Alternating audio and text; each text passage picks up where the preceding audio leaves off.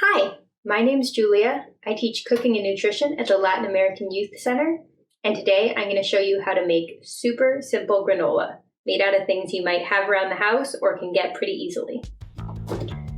The first part of my granola is a banana. It can be a super ripe one like this guy. You're going to peel it and throw the whole thing into a bowl. Using a fork, you're going to mash up those banana pieces. Just push it against the side of the bowl and keep smushing until it becomes a nice, almost liquid texture. The cool thing about this granola is it uses banana as its base. That way you get some natural sweetener and it helps give you those nice clumps of granola that are so good.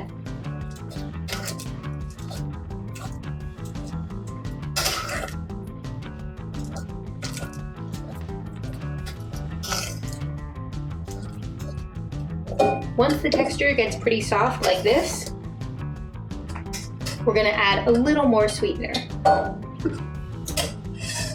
I like to use maple syrup, but if you have brown sugar, white sugar, honey, you can use any of those. I'm going to put in about 2 tablespoons. 1, 2.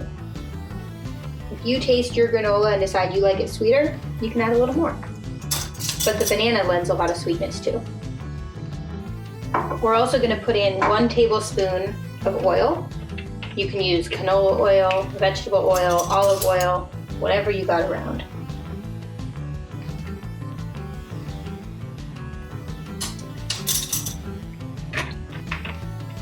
And we're going to put in a pinch of salt.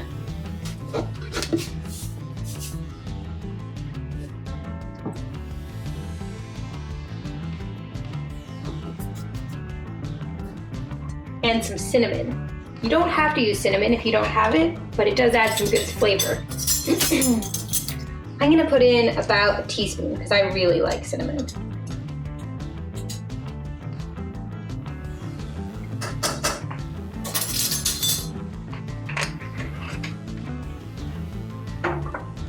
Okay, we're gonna give that a good mix so it's all combined.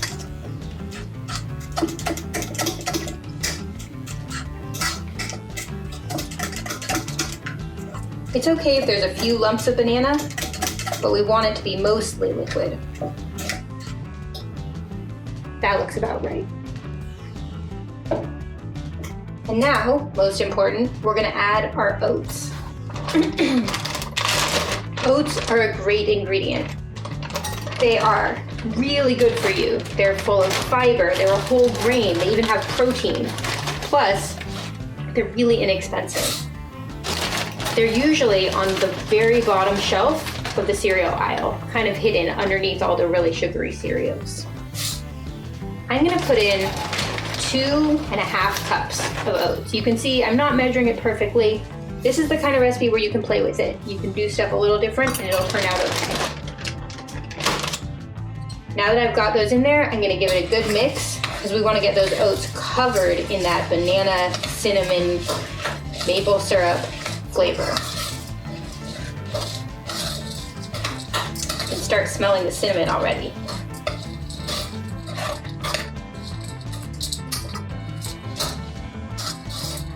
Now, if you want to make this and mix it up even more, you can add other things. In addition to the banana, you can throw in applesauce. You can even throw in peanut butter to make peanut granola.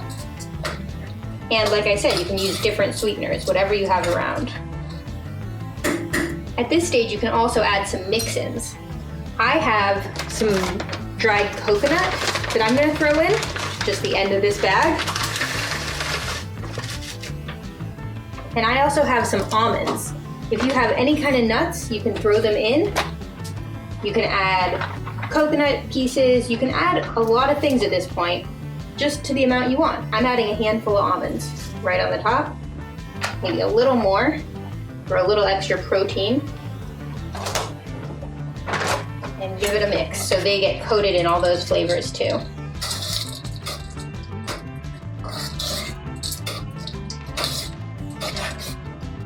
Okay, I've stirred it enough that they're all getting that nice coating of flavor. We're ready to put it on our cookie sheet.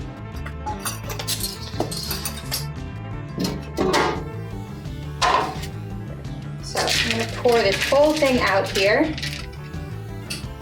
including getting all those bits that stick.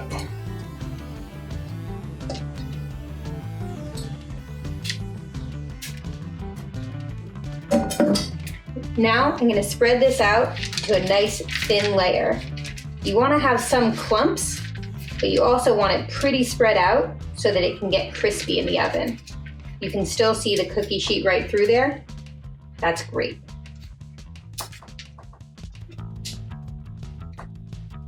Okay, that's looking pretty good. We're going to throw this in the oven at 350 degrees, and we'll check on it in a little bit. Okay, it's been about 10 minutes and the house is starting to smell like oatmeal cookies. So I'm taking this out of the oven just to check on it. And I'm gonna give it a little stir with a spatula to make sure nothing's sticking and nothing's burning.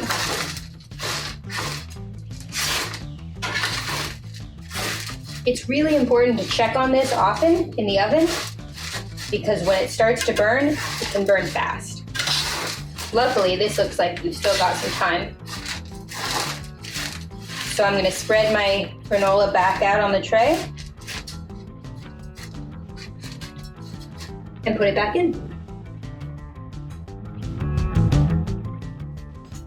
Okay, our granola is all done. You can tell it's done when it has this nice golden brown color. The nuts are starting to get a little toasty, and so is the coconut in mine. Now, mine took about 25 minutes to cook to this point, but I was using really thick oats. Whatever oats you get at the store are fine, but they're gonna vary the amount of time it takes to cook. When your granola is a nice golden brown color, you can carefully take it out of the oven, let it cool completely, and then throw it into a jar or a Tupperware, and just keep it on the counter. I like to eat it as a snack all day long, and of course for breakfast. My favorite way to eat it is over yogurt with a few raisins on top. I hope you enjoy it as much as I do.